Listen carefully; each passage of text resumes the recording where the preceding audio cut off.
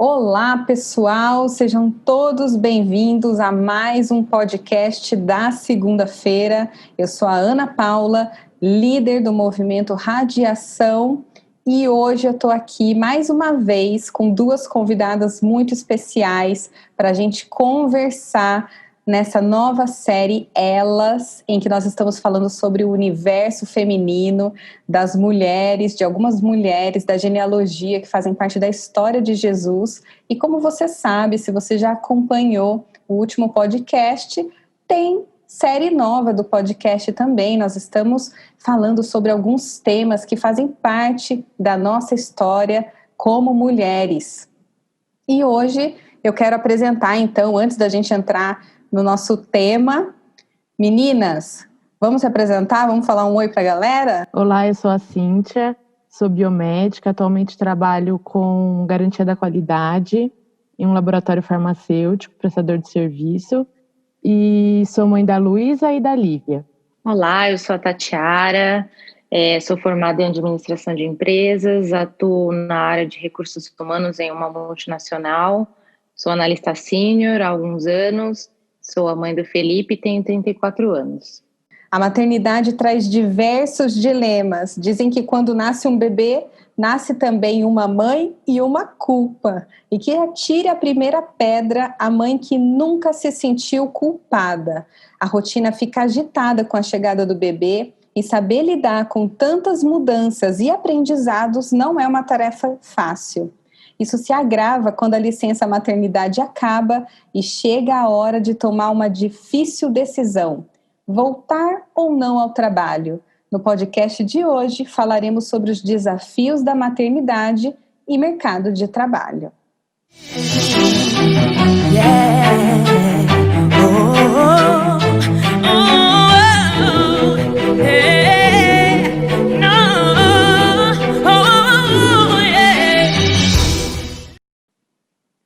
Bom, meninas, tema super interessante.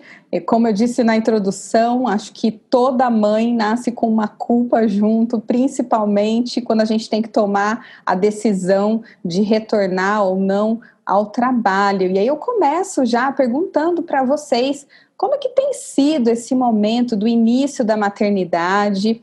Você, Cíntia, tem duas pequenas, a Tati tem um pequeno. São mães recentes, mães que estão com crianças na primeira infância ainda. Como foi a introdução nesse universo da maternidade? Vocês buscaram algum tipo de informação? Vocês tiveram algum tipo de orientação durante a gestação? Conversaram com pessoas? Receberam 1000 conselhos? Como é que tem sido para vocês esse início de maternidade? Olha, para mim, na primeira experiência com a maternidade, foi com a Luísa, eu acabei não me aprofundando muito, não estudando, eu queria ver o que ia dar. Achei que ia ser tudo de uma forma natural, eu não estudei, não me aprofundei em nada. E aí, quando a Luísa nasceu, eu vi que eu deveria ter estudado mais, deveria ter procurado mais ajuda. Então, eu acho que isso foi uma falha minha com a Luísa. Principalmente em questão da amamentação. Eu sei que esse não é o foco, mas foi uma coisa que eu senti bastante dificuldade. Já com a Lívia, eu procurei, nesse quesito da amamentação, estudar mais, entender mais o processo, pedir ajuda quando necessário. Então, eu acho que, para mim, na segunda gravidez, eu tentei estudar mais, me preparar melhor do que com a Luísa. Interessante isso, Cíntia, porque eu sou mãe de 2, né? Sou mãe do Rafa e do João. Na minha apresentação eu não falei isso, mas comigo foi o contrário. Eu me preparei muito para a primeira gestação e para a segunda eu já me achei assim, eu já sei como é que vai ser, vamos lá. E eu sofri com a amamentação tanto quanto eu tive dificuldades com o Rafa. Em momentos diferentes, em situações diferentes, mas é incrível como a maternidade tem esse poder de não repetir, né? Talvez a gente tenha maior experiência, consiga tirar de letra alguns assuntos, mas outros, cada filho traz um universo completamente diferente, né? E Tati, para você, como é que foi esse início de maternidade? Foi tudo flores? Foi tudo romântico, como os comerciais de TV falam? Ou teve perrengue por aí também?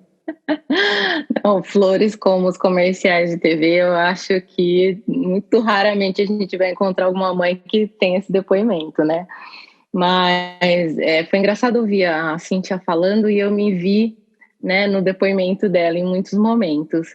Para mim foi muito parecida a minha experiência, né, com a primeira experiência dela da maternidade. Eu também, quando eu engravidei, eu achava que a questão de ser mãe é um processo natural, né? Afinal, é o que todo mundo diz, né?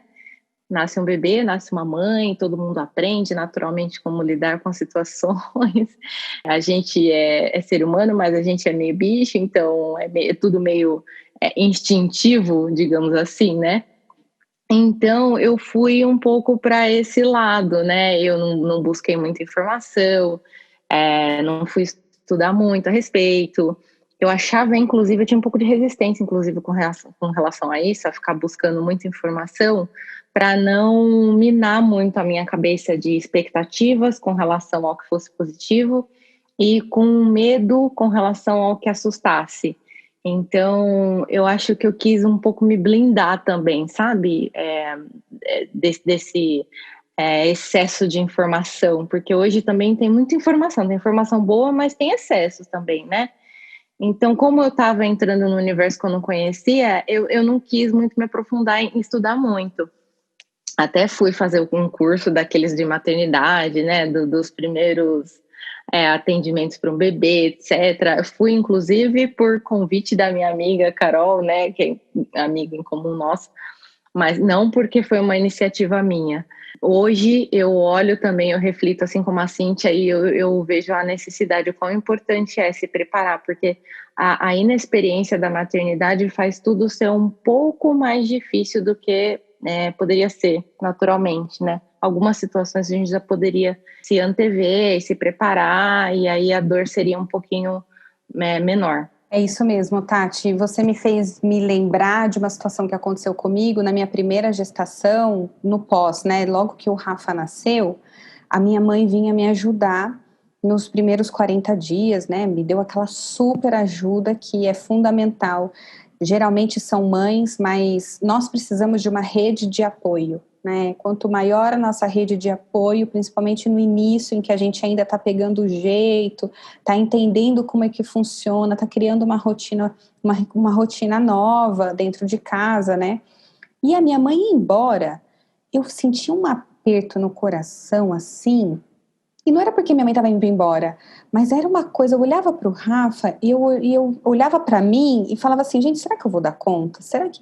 E eu chorava, e eu não tinha coragem de falar para ninguém o sentimento que eu tinha, uma vontade de chorar, uma falta de estabilidade emocional, sabe? Até que eu recebi uma visita de uma amiga do meu marido, veio em casa, ela olhou para mim e falou assim, Paula, como é que você tá? Nesse início, né, Paula, a gente só quer chorar, né? Eu olhei para ela, eu chorei, porque... E aí eu falei assim, gente, será que eu tô com depressão? Eu não entendia, e hoje eu sei que são os hormônios que não estão regulados, que tá ali tudo desorganizado, mas eu não tive alguém para conversar comigo e falar, olha, vai ser normal, você vai se sentir um pouco estranha, os seus hormônios vão estar tudo fora do lugar, então você pode contar comigo, sabe? Eu acho que é um tabu entre as mulheres falar um pouco do sentimento, porque a gente vende, a gente compra essa ideia, na verdade, de que a maternidade é romântica, né? E quando a gente passa por uma coisa que foge do que as mídias pregam como normal, como romântico, como lindo, a mãe que é naturalmente o instinto da mãe, da maternidade, de proteção do filho, quando a gente foge dessa regra, a gente se sente meio anormal, assim, meio bizarro, né? E aí eu queria ouvir de vocês, o que foi que a Globo não contou para vocês, gente? O que é que foi surpresa, assim? A Cíntia já até comentou um pouco sobre a maternidade, né? Mas quais foram as coisas que vocês descobriram na vida real mesmo e que falaram assim, gente, não imaginava que é desse jeito e para mim pegou, sabe? Não esperava por isso. Não, mais uma vez aí, Paulinho, eu me vi aí no teu depoimento também, sabe? Para mim foi muito parecida também essa situação.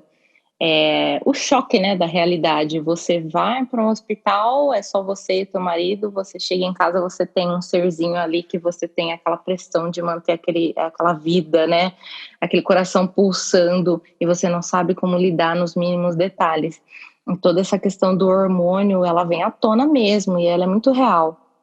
E para mim foi muito forte também isso, sabe? E esse era um outro ponto que eu não fui buscar também me preparar antes. Na verdade, eu até duvidava um pouco que fosse tão real, né? Essa questão do lado sentimental, que a gente fica bem sensível, né? Que é bem afetado.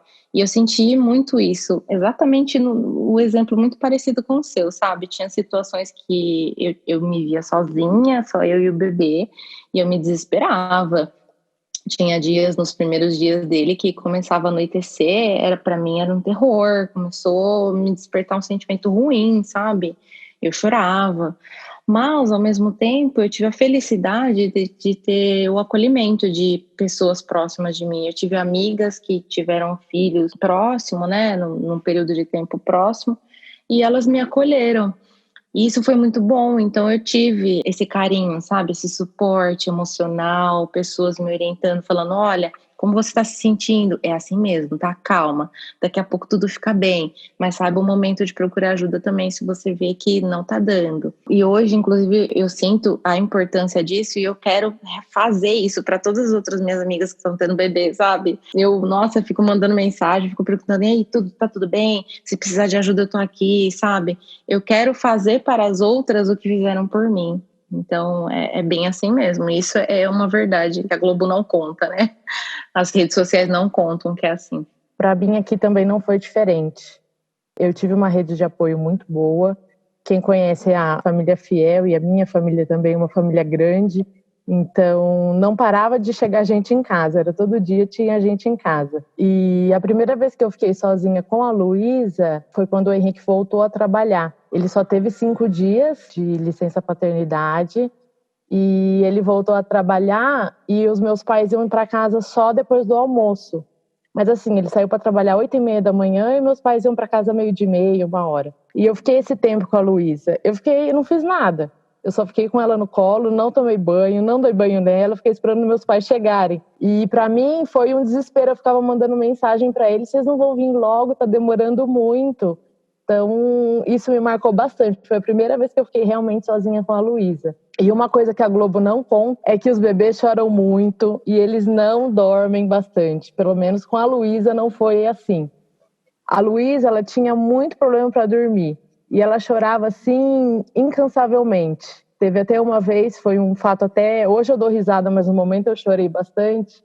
O Henrique, inclusive, estava no radiação e eu fiquei sozinha com a Luísa, acho que ela tinha uns 15 dias. E eu fiquei sozinha com a Luísa porque ele foi fazer alguma coisa no radiação durante a noite. Só que assim, eu cheguei em casa, eu estava na casa da minha tia, eu cheguei em casa umas 7h pouco da noite.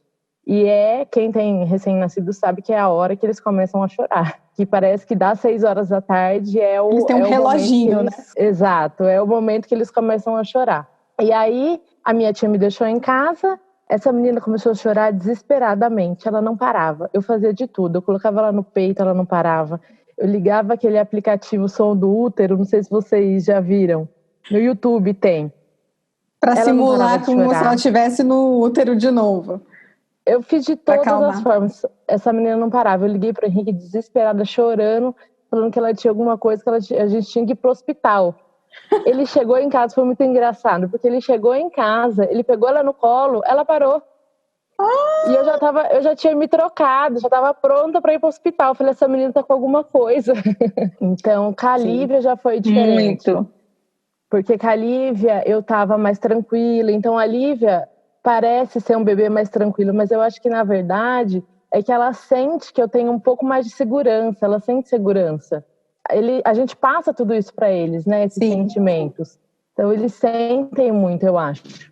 Ô Cíntia, e aí já pegando no gancho, né, já que você está falando das duas e um pouco da diferença com as duas, a forma de lidar com as duas, teve alguma coisa que você fez com a Luísa e agora com a Lívia você está fazendo diferente? Porque para quem está ouvindo a Luísa tem quantos aninhos? Ô Cíntia, vai fazer 2, né? Isso, a Luísa faz 2 agora em setembro e a Lívia está com 3 meses.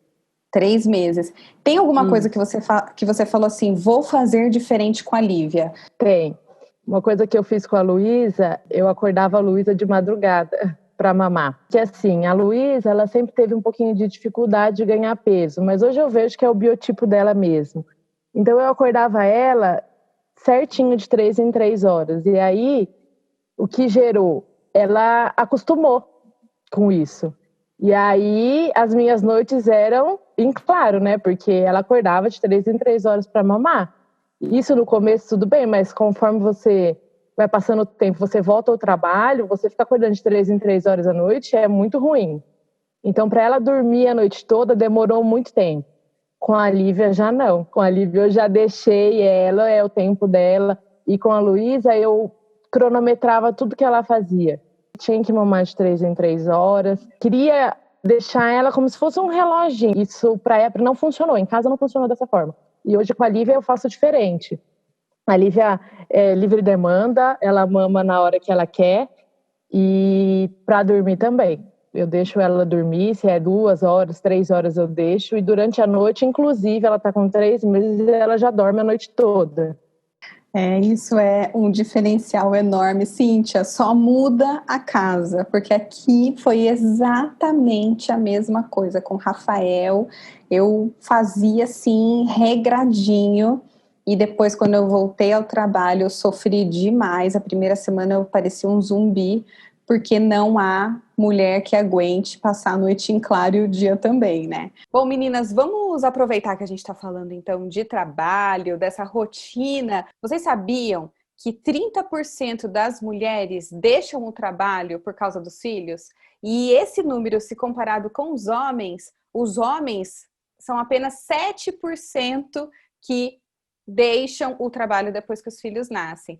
E carreira, a gente sabe que é um dos pontos que mais causam essa culpa nas mulheres, causam essa indecisão se volta, se não volta, porque ao mesmo tempo que o filho é o nosso bem maior, é a nossa paixão, a carreira é algo que a gente constrói ao longo da vida e que também nutre aspirações de desenvolvimento, de crescimento, e é um dos fatores que, dentre muitos outros, que impactam na nossa decisão de voltar ao trabalho ou não. Para vocês, como que aconteceu isso? Como é que foi essa tomada de decisão para vocês? Como que aconteceu esse processo de retorno ou não ao trabalho? No meu caso, eu sempre tive muito certo que a decisão seria voltar ao trabalho, né, independente de quais circunstâncias.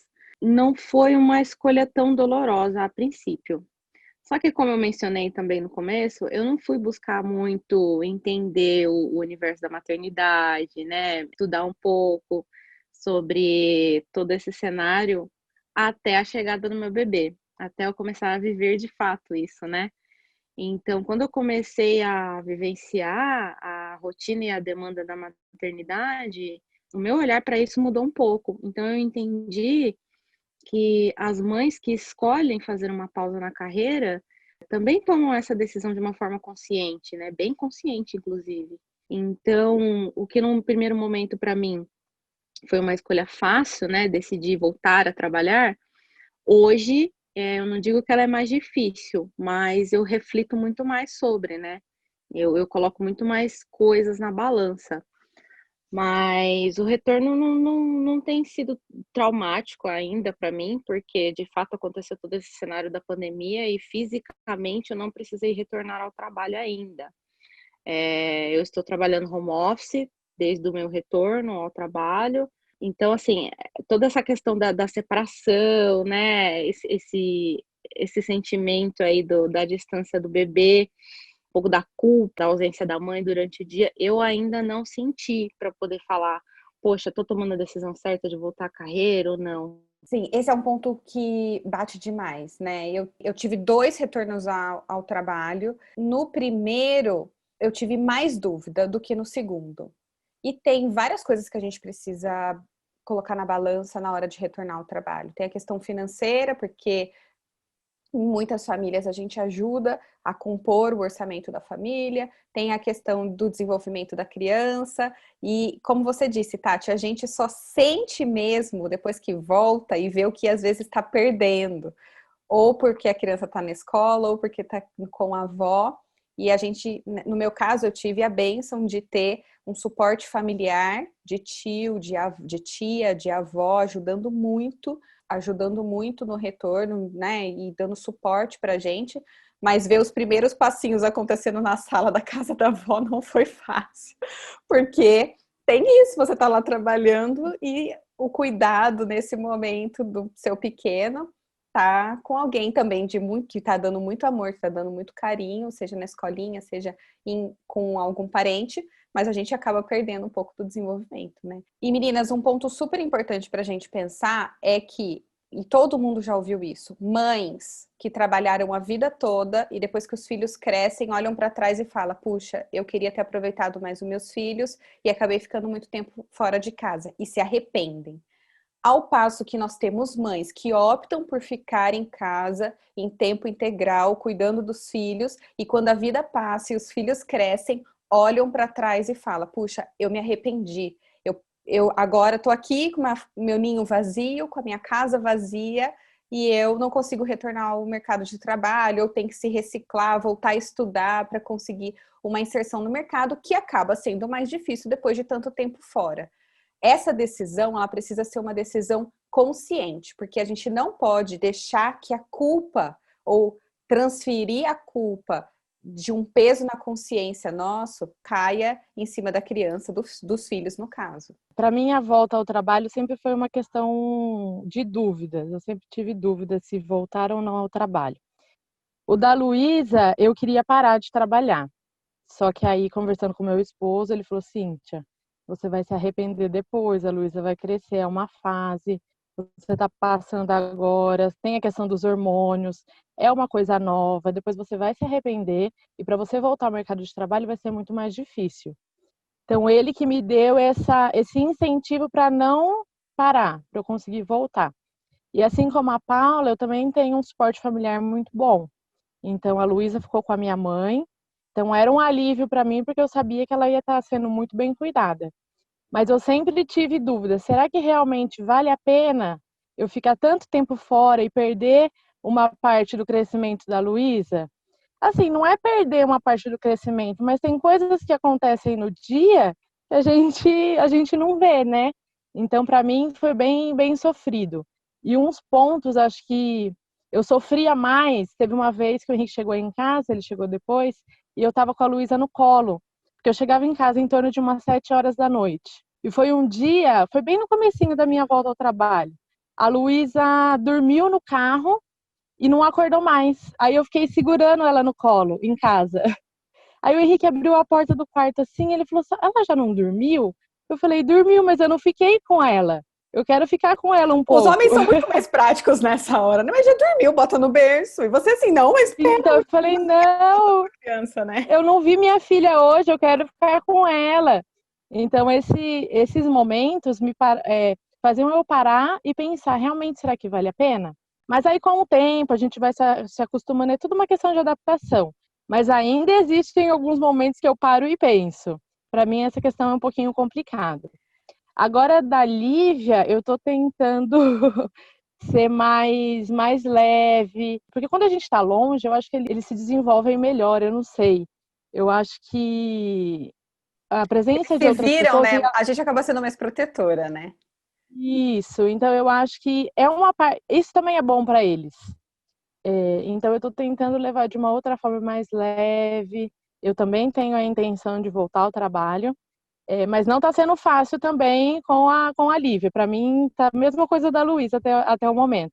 Mas eu ainda tenho essa força do Henrique que fala: não, é melhor você voltar, depois você vai se arrepender, as meninas vão crescer, vão para a escola, e aí depois para você voltar é muito mais difícil.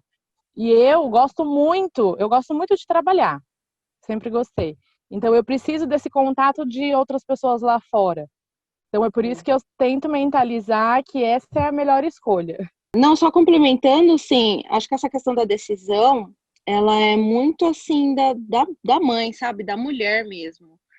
O importante aí é que a mulher tenha a oportunidade de refletir com ela mesma o que faz sentido para ela, né? Eu sei que não é uma decisão fácil, mas a decisão, ela ser certa ou errada, vai depender do nível de consciência que você tem sobre ela.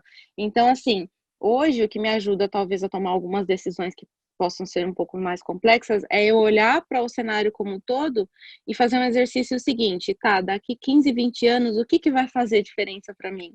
Então, por exemplo, hoje, se eu penso, eu preciso voltar ao trabalho por causa da questão financeira, porque eu tenho medo de ficar muito tempo fora, depois eu ter dificuldade para voltar, etc, etc. Tá, daqui 15, 20 anos é isso que vai fazer diferença para minha vida? Ou eu poder acompanhar de perto o desenvolvimento, a evolução, né? Todos os anos dos meus filhos. Então, o que eu diria talvez para essas mães, mulheres, né? É que estejam em paz consigo mesmas, com as suas decisões e tentem olhar um pouco mais por essa ótica, né? Que o que importa a gente estar segura da nossa decisão, né? Não tem um caminho 100% certo, nem 100% errado, né? É o que vai valer a pena para nós daqui a certo tempo. Uma vez eu estava conversando com uma colega de trabalho sobre exatamente isso, no retorno do João, falando, puxa, eu tô sofrendo, por mais que todo mundo no trabalho falou, Ana, parece que você apertou um pause e depois apertou um play, porque você voltou muito ativa e que geralmente tem esse tempo de readaptação, de voltar à rotina, 6, 7 meses parado, né? Porque no meu caso, a gente tem a licença de 6 meses e eu tiro férias, né? Então, fico com 7 meses em casa com a criança. Mas no retorno do João, eu voltei um furacão, assim, com sangue nos olhos para voltar ao trabalho e tal, por uma série de questões. E eu comentando com uma amiga, dizendo que eu tinha esse conflito interno, né? E sempre tenho até hoje. O conflito, apesar de adorar, amar trabalhar, e todo mundo que me conhece sabe o quanto que eu sou apaixonada por isso. E ela me falou assim, Ana, uma vez eu escutei uma coisa e eu falo para todo mundo. Eu quero que os meus filhos se orgulhem não do que eu deixei de fazer por eles, mas o que eu fiz por eles. Isso me deu uma paz. Porque se é uma mãe que decide parar de trabalhar, a decisão não foi deixar o trabalho, foi o que ela fez por eles, ficar em casa com eles. Se uma mãe isso aí, decide perfeito. ficar no trabalho, o que ela fez por eles e não o que ela deixou de fazer por eles. Isso para nossa consciência, para aquilo que dá segurança, aquilo de fato assim foi um divisor de águas na minha vida. Eu falo para todo mundo isso. Eu tô grata porque eu tô conseguindo disponibilizar, né, compartilhar essa informação com as pessoas que estão ouvindo o podcast. É ter essa paz que a Tati está falando e lembrar, o foco é no que você está fazendo, não no que você está deixando de fazer. E aí, até para a gente caminhar, vamos pontuar aqui prós e contras para ajudar quem está ouvindo a balançar, a colocar na balança, na verdade, os prós e contras do retorno ou não ao trabalho. Vocês conseguem me ajudar a enumerar? Ô, Paula, só eu com duas a minha experiência. Tem dias que eu ainda não retornei da Lívia, né? Mas semana passada teve um dia que as duas, a Lívia assim, só queria colo e a Luísa também. Eu até brinquei que eu tenho um grupo de amigas no WhatsApp. Eu até brinquei, gente, falta quantos dias mesmo para eu voltar a trabalhar? Porque eu tava tão punk em casa que eu falei, nossa, eu preciso voltar a trabalhar. Então, tem aqueles dias, né, que a gente fala, nossa, eu preciso voltar a trabalhar, preciso ver gente, preciso conversar com gente, e não só criança em casa. Mas Isso é tem um os pró. dias É um também, pró, né? Uma coisa que é bom. exatamente, tem os dias também que é tudo mais leve, que é tudo mais tranquilo, e aí eu penso, nossa, eu queria ficar aqui para sempre com elas. Exatamente. Você oxigenar, né, a sua mente um pouco.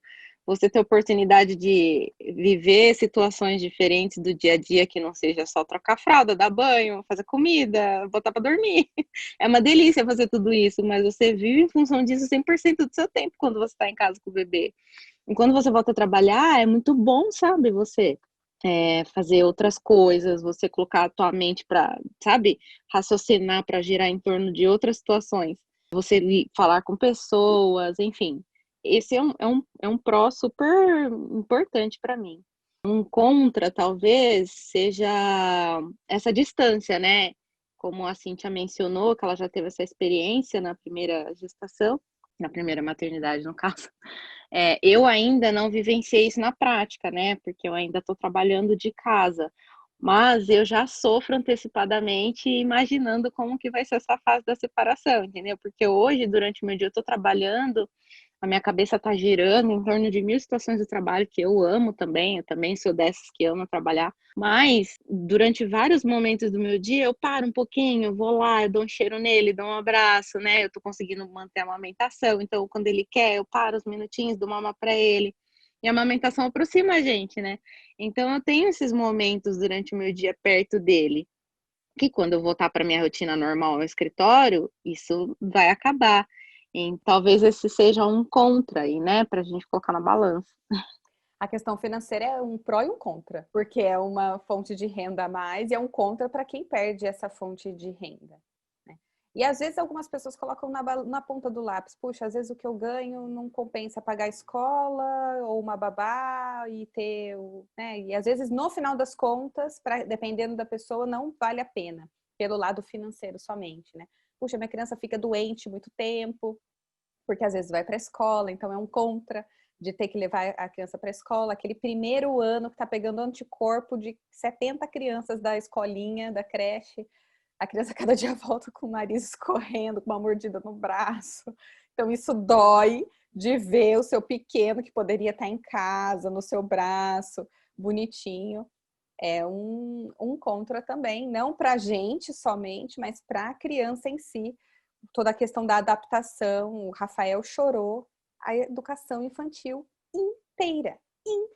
Todo dia era uma tristeza, porque depois de um tempo não ficava 100% mais com a família. Ia 2 vezes por semana para a escola, 3 com a família. A gente foi desmamando, né? A criação, o suporte familiar, teve esse desmame. E foi triste demais, porque o Rafael chorava como se eu estivesse deixando ele no pior lugar do mundo. E as tias da escola mandavam foto, era um ambiente bom, legal, né? Pelo menos na foto a gente via que a criança estava sendo bem cuidada, mas ele não era uma criança que conseguia se adaptar a essa entrada na escola. Depois ele ficava bem, mas a entrada na escola eu queria sofrer. Teve uma vez, inclusive, que na porta da escola do João, a gente chegou atrasado, e uma mãe sofrendo dentro do carro, porque tentando tirar a criança para entrar, até que levaram a criança entrou aos berros na escola, a mãe olhou assim, eu fui para ela e falei assim, olha, passa, fica tranquilo, você viu o meu subindo ali? Foram 3 anos, todos os dias igual ao seu filho, eu não quero te desanimar, pelo contrário, eu quero dizer que passa. Ela me deu um abraço na época que a gente podia abraçar as pessoas desconhecidas, gente, abraçar a pessoa desconhecida, olha que privilégio. Eu abracei ela ali, ela chorou. Eu falei, vai ficar tudo bem. Você tá fazendo a coisa certa. Se acalma, fica tranquila. Se precisar conversar, eu tô aqui. Eu não sei o nome da pessoa, não sei nada. É só esse abraço, eu sei que ajuda outras mães a entenderem que esse momento passa, a dor passa e tudo se resolve, né, meninas? E aí, aproveitando, outro dado de pesquisa fala, o IBGE aí traz uma informação de que o número de mulheres que sustentam as suas casas financeiramente vem crescendo a cada ano. Já são quase 35 milhões de mulheres que chefiam as suas casas. E esse percentual, em 1995, era de 25%. Em 2018, já era 45% dos lares, ou seja, metade dos lares brasileiros hoje são chefiados por mulheres. Tem mulheres que não têm a opção de ter o parceiro nessa decisão e de contar com o suporte do parceiro, porque às vezes nem o parceiro não tem, né? Não tem um parceiro para compartilhar isso. Que dicas, então, meninas, vocês poderiam compartilhar com essas mulheres para tornar o retorno ao trabalho, para tornar a vida de mulheres que já estão no mercado de trabalho mais tranquilo, um processo mais leve? Acho que é igual a gente falou, de aceitar a escolha e que naquele momento ela está fazendo o melhor para a família dela. Tudo fica mais leve quando a gente aceita e mentaliza isso. Eu estou fazendo o melhor para minha família. Essa é a minha situação atual. E um ponto importante que você mencionou, Paulinha, é buscar rede de apoio, né?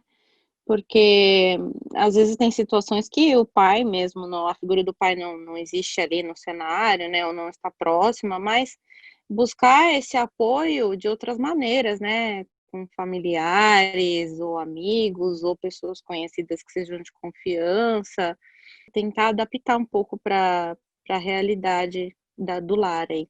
As pessoas que não têm essa rede de apoio, existem escolas muito boas que são de confiança, que as tias, as professoras dão todo o apoio. A Luísa, quando ela foi para a escola esse ano, em fevereiro.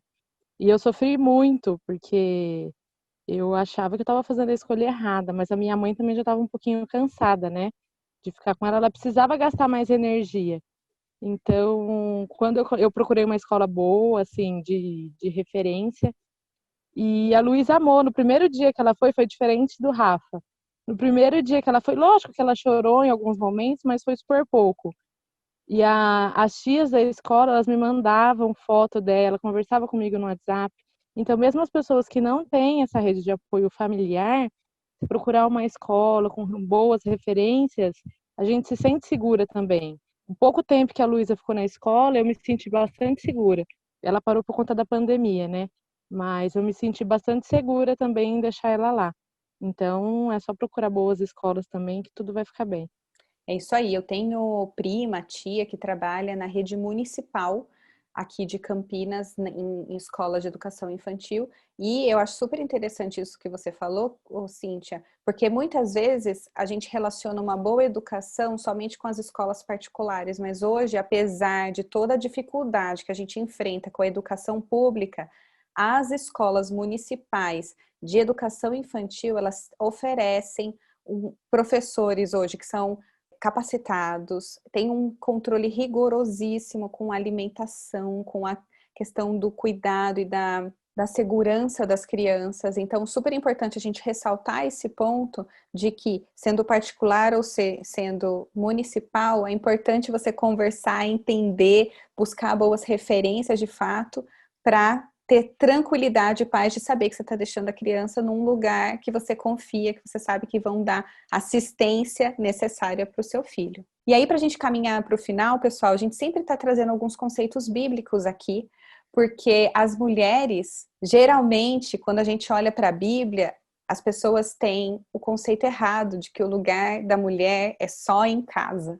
O lugar da mulher é cuidando dos filhos. E Provérbios 31, e aí a gente não vai ter tempo de ler Provérbios 31 aqui, mas eu faço o convite para você ler Provérbios 31, que fala sobre a mulher virtuosa. E a mulher virtuosa é uma mulher conectada com o seu tempo, uma mulher administradora da sua casa, da vida, dos bens da família, é uma mulher que compra e vende terrenos, é uma mulher que faz cintos e comercializa cintos, ela gera renda para sua casa, então ela não se dedica somente aos cuidados do filho, como muitos pregam por aí, que o lugar da mulher é dentro de casa. Ela está conectada com o seu tempo também, porque ela prevê situações do futuro, ou seja, os filhos não passam frio porque ela já começa a costurar as roupas, providenciar roupas com antecedência. Óbvio que, trazendo para a nossa cultura, a gente não tem a necessidade hoje de costurar as nossas próprias roupas. Mas qual é o conceito que está por trás aí? É uma mulher conectada, uma mulher que antecipa situações. E nós, mulheres, temos essa capacidade de olhar para o futuro e falar, vou precisar fazer isso, isso, isso. O frio está chegando, já vou olhar as promoções, então já vou comprar as roupinhas com antecedência, já vou tirar os edredons do armário, já vou lavar. Então, assim, a gente, no nosso dia a dia, a gente cuida disso. E a mulher virtuosa, ela não é uma mulher que vem para falar para a gente, olha, você tem que ser tudo isso. Você pode ser o que você precisar ser dentro do seu contexto familiar. Ser uma administradora, ser uma cuidadora dos filhos, ser uma mulher que está conectada com o seu tempo, que ajuda nas finanças da sua casa e que é, sim, um centro de suporte, de atenção ao marido e aos filhos e para ela mesma, porque a Bíblia fala nesse Provérbios que ela cuida das próprias roupas, ela veste linho e púrpura, ou seja, ela tem tempo para olhar para si e usar roupas de qualidade, roupas que fazem ela ficar mais bonita e tudo mais. É um sinal de cuidado da época, linho e púrpura. Então, a gente lembrar que a gente tem o tempo para a gente também, para cuidar da nossa saúde mental, do nosso corpo físico e tudo mais. Então, se você é uma mulher que até hoje estava presa a esse conceito deturpado de que você, por ter um filho, você só pode cuidar daquilo, que a maternidade é um peso nas suas costas, a Bíblia vem para te libertar desse peso e lembrar que você, mulher, foi criada por Deus com muitas capacidades, dentre elas a de cuidar muito bem dos filhos, é uma capacidade dada por Deus de cuidar da família, cuidar de si e dos que estão à sua volta, tá bom? E agora, para a gente finalizar, meninas, vamos fazer aquela reflexão do para refletir, expressar e experimentar o amor e a graça de Deus, que são as 3 bases do movimento Radiação, ok? Para refletir, a sua decisão de voltar ao trabalho ou não voltar tem sido baseada em quê? Você está em paz com ela? Precisa revisitar algum conceito? Reflita sobre isso. Para experimentar. Experimente conversar com outras mulheres que estejam na mesma situação que você e abra espaço para diálogo e para que elas tenham a abertura de dividir suas dúvidas e ansiedades. Para expressar. Expresse aquilo que Deus sonhou para a mulher, uma mulher com inúmeras possibilidades de atuação, e exerça com excelência aquilo que você se propôs a fazer. É isso aí, meninas. Nosso papo chega ao final. Eu quero agradecer vocês duas. Nós passamos aqui, gente, uma mãe gravando o podcast do carro, a outra pausando para amamentar. Esses são os verdadeiros desafios da maternidade. Não esqueça de se inscrever no nosso canal, compartilhar esse papo e no próximo a gente vai falar sobre tempo de qualidade para a gente mesmo, coisa que a gente negligencia muito na hora de cuidar da nossa família, na hora de cuidar daqueles que a gente ama, a gente esquece da gente. Um beijo a todos, Deus abençoe, meninas, muito obrigada e tchau, tchau. Um beijo, gente. Tchau, tchau. Beijo, tchau. Yeah. Oh.